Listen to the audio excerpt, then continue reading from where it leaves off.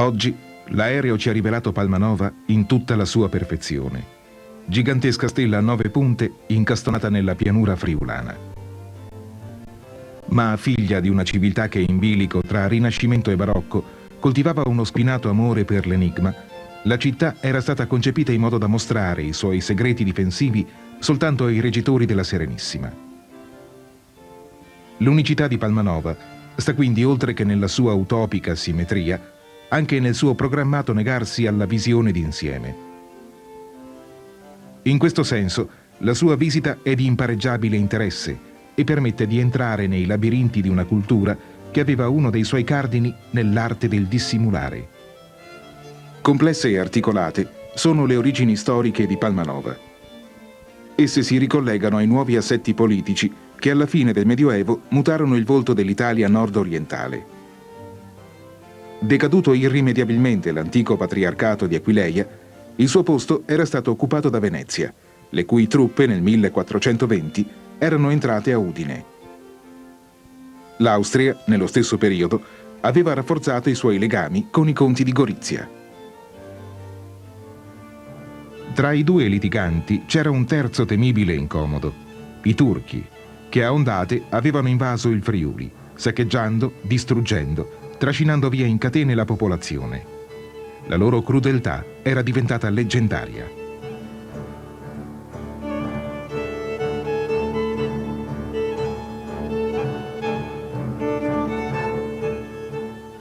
Venezia aveva tentato di porre rimedio a questa calamità, rafforzando i castelli di Gradisca e Fogliano. Ma nel 1477 i turchi, aggirando queste opere fortificate, arrivarono fino a Pordenone. Nel 1500 morì senza eredi l'ultimo dei conti di Gorizia, Leonardo. Si aprì un nuovo contenzioso tra Venezia e Massimiliano d'Asburgo.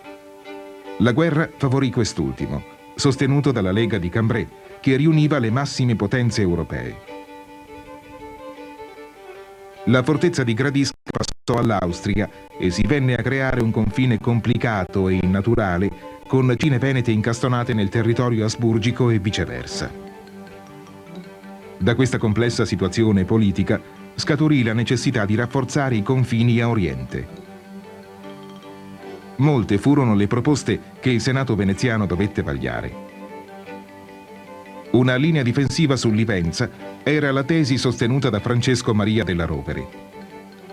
L'architetto Michele di San Michele avrebbe preferito il rafforzamento dei due cardini di Venzone e del porto di Lignano. Più semplicemente Guidobaldo d'Urbino proponeva di munire il centro del Friuli, Udine, erigendo intorno alla città nuovi contrafforti. Il comandante Giulio Savorgnan pensava a un piano articolato su due linee di difesa. La prima passava tra Sacile e Motta sul Livenza, la seconda tra Brazzano, nei pressi di Cormons, e il Monte Sant'Elia sopra Sagrado. Ma alla fine si fece strada l'idea di creare una fortezza ex novo al centro della Bassa Friulana. Il 16 ottobre del 1593, nel castello di Strassoldo, i 5 provveditori incaricati dei sopralluoghi dalla Serenissima decretarono che la scelta era fatta. Il formidabile baluardo sarebbe sorto nell'area nuda che giace tra le ville di Ronchis, San Lorenzo e Palmada. Ciò che stava per nascere in Friuli, per volontà della Serenissima, si configurava come summa di secoli di scritti e di divagazioni sulla città ideale. Nel caso di Palmanova, le necessità militari furono preponderanti, ma inscindibile nella sua costruzione fu il retaggio culturale del Rinascimento. La spettacolare forma di stella a 9 punte fu determinata da un'eterogenea serie di motivazioni. Quelle basilari furono la volontà di costruire una fortezza reale con un minimo di 8 bastioni, atti a renderla inespugnabile. Inoltre, la lunghezza del lato venne determinato dalla gittata dei cannoni d'allora, 200 passi veneti, vale a dire 340 metri. E nella scelta della forma definitiva giocarono anche ragioni più prosaiche, come la valutazione del costo di ogni bastione. Fatti i conti dell'opera colossale, il Senato veneziano si decise per il numero 9, conveniente a tutti gli effetti. Gli uomini che determinarono l'aspetto di Palma furono soprattutto l'esperto di ingegneria militare Giulio Savorgnan, il capo de guerra Marcantonio Martinengo di Villechiara e il primo provveditore generale di Palmanova Marcantonio Barbaro. Si ipotizza che fu proprio la disposizione delle porte a determinare la forma esagonale della piazza di Palma. Le strade entrano nella piazza in mezzo ai lati e non ai vertici, come risulterebbe seguendo la costruzione geometrica più intuitiva. La rotazione dell'esagono appare una precisa scelta indirizzata alla creazione di una forma più compiuta, nella ricerca di un risultato estetico di gusto rinascimentale.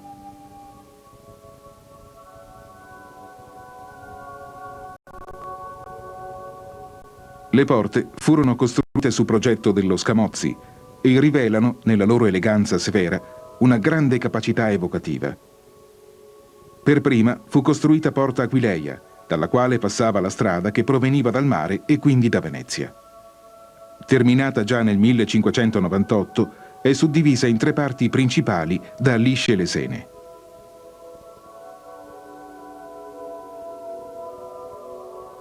Porta Udine, costruita fra il 1604 e il 1605, è una possente costruzione caratterizzata da 2 semicolonne, a loro volta fiancheggiate da una coppia di lesene sovrastate da 2 garitte. Sulla terrazza superiore spiccano 2 obelischi che ingentiliscono la costruzione.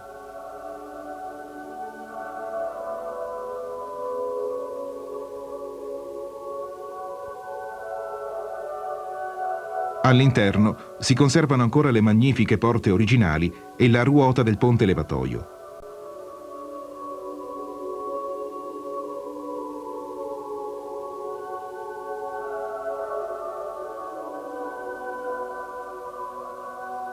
Porta Cividale fu edificata tra il 1604 e il 1605.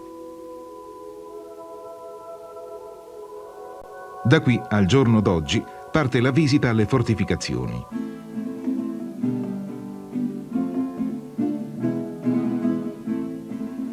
Le porte si trovano al centro della cortina, uno dei 9 alti muraglioni che costituiscono i lati della fortezza. La postazione più elevata, agli estremi della cortina, è il cavaliere, su cui venivano posizionate le artiglierie a gittata più lunga.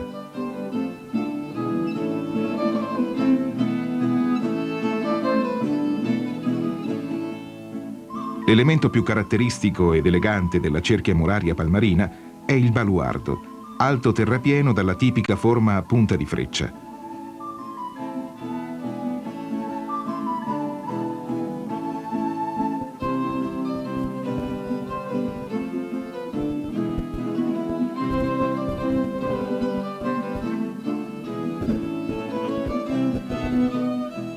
Sul baluardo si trovano le logge, posto di guardia riparato per i soldati addetti ai cannoni che si trovavano sulla sommità.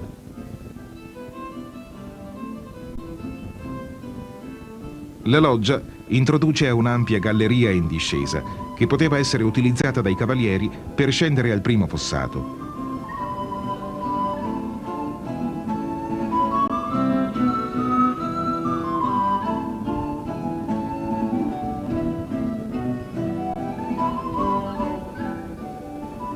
Protette dalla falsabraga parallela alla cortina, le truppe si muovevano tra le fortificazioni senza essere viste dal nemico. Una più piccola galleria porta ai bordi del fossato, uno spazio che metteva allo scoperto gli assalitori che avessero superato la cerchia di mura esterne, rendendoli facile bersaglio dei moschettieri.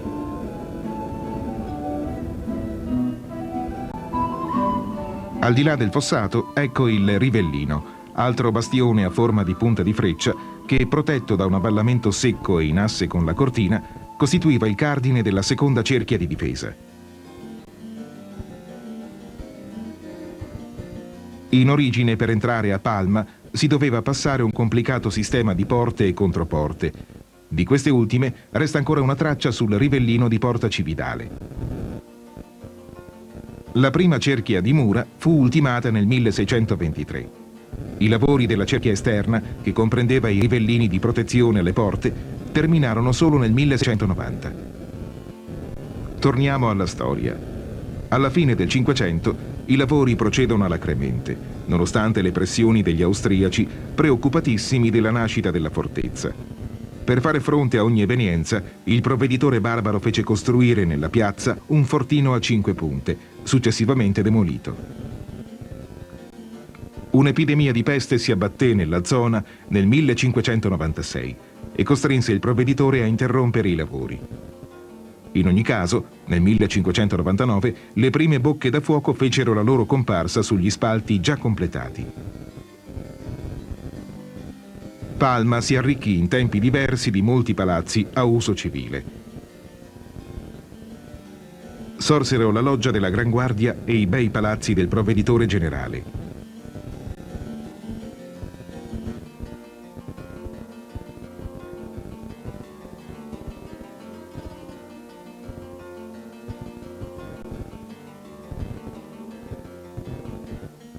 Quello del Monte di Pietà,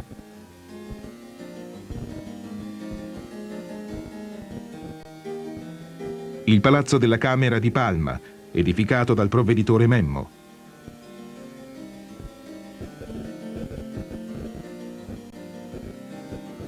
Il Duomo, la cui costruzione si iniziò nel 1594 e che fu completato nel 1636, è uno degli esempi più preziosi dell'architettura veneta in Friuli.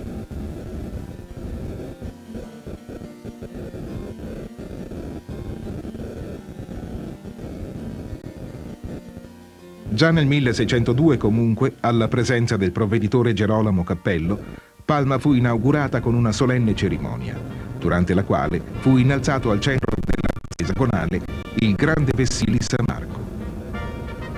Quel giorno è ricordato ogni anno con una fastosa rievocazione storica in costumi del secolo barocco, che costituisce uno degli appuntamenti più attesi del Friuli Venezia Giulia.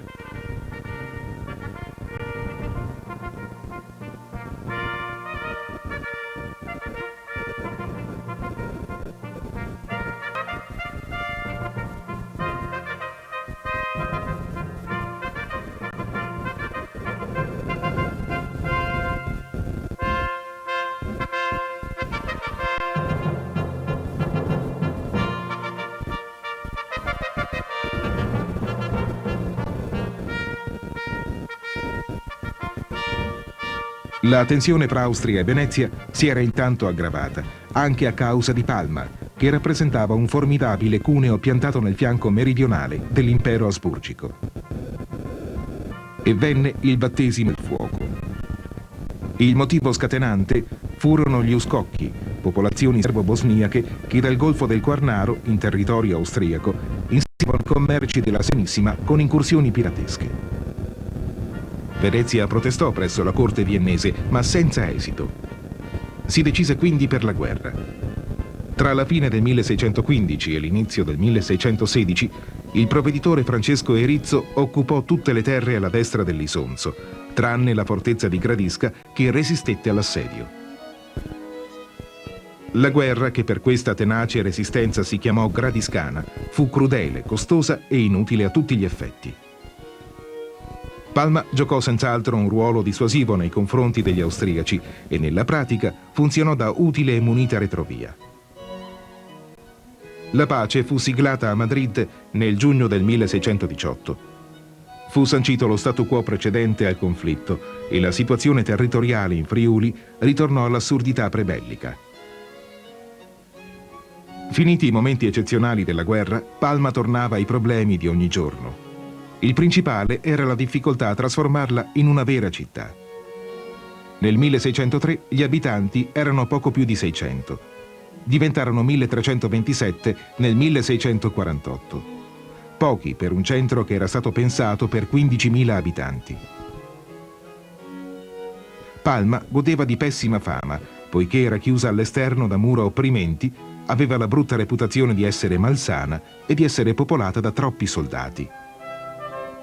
Ma chi erano i soldati di Palma? All'inizio la guarnigione era formata da 900 uomini, quasi esclusivamente fanti, con 3 specialità fondamentali. Il moschettiere, così chiamato dal moschetto, un fucile ingombrante e pesante, che doveva essere sostenuto da una forcella.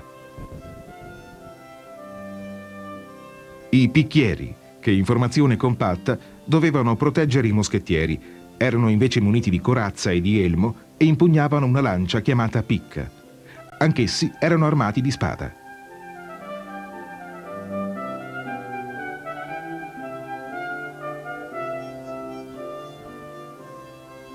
Importantissimi erano i bombardieri, tecnici che si occupavano dei cannoni. Il bombardiere era armato di buttafuoco, che gli serviva per difesa e per accendere la carica del cannone da una certa distanza. Nel XVIII secolo, Palmanova e il Friuli seguirono la Serenissima nella sua parabola discendente. La cronaca della possente fortezza si trasformò in un lungo elenco di spese per la manutenzione, per le paghe dei soldati, per l'amministrazione del colosso di pietra. Il crollo di Palma Veneziana porta la data del 3 marzo 1797 e ha il sapore della beffa. Un maggiore austriaco, entrato con l'inganno nella fortezza, minacciò con la spada i timidi custodi e fece entrare 1000 armati. Il vessillo dell'Aquila bicipite prese il posto del leone di San Marco. Ma gli austriaci non ebbero il tempo di godere la loro conquista. Già il 18 marzo i francesi, comandati dal generale Bernadotte, entrarono nella fortezza, dove disarmarono definitivamente le truppe veneziane che fino a quel momento erano rimaste neutrali. Dopo la pace siglata a Campoformido, Palmanova ritornò nuovamente agli austriaci, che la terranno per qualche anno. Nel 1805 i francesi rioccuparono la città stellata. Napoleone stanziò oltre 1 milione di franchi per ammodernare la fortezza e renderla più consona alle nuove esigenze militari. In base alle gittate dei cannoni moderni, ben maggiori di quelle dell'inizio del Seicento, furono costruiti nuovi rivellini, chiamate lunette, in asse con i vecchi bastioni, portando praticamente a 3 le cerchia delle mura. Al suo centro si trova una casamatta con le postazioni per i cannoni. Le fortificazioni di Palma, che dal periodo napoleonico si chiamerà Palma la Nuova e quindi Palmanova, assumono così il loro assetto definitivo, che proviamo a visualizzare con questo volo in realtà virtuale. Palmanova era nei pensieri dell'imperatore dei francesi, il quale, proteso alla conquista dell'Europa nel gennaio del 1809, scriveva dalla Spagna: «È mio volere che per il 1809 per Palmanova si spenda un altro 1 milione di franchi. Vuole l'esercito francese dirigersi su Lubiana? Palmanova diventa il suo deposito e la piazza dove finisce la sua linea di operazioni. Si vuole, dopo aver minacciato il nemico in Carniola e sull'Isonzo, raggiungere Klagenfurt con marcia a sinistra e congiungersi all'esercito di Germania diretto a Salisburgo, Palmanova resta sempre importante.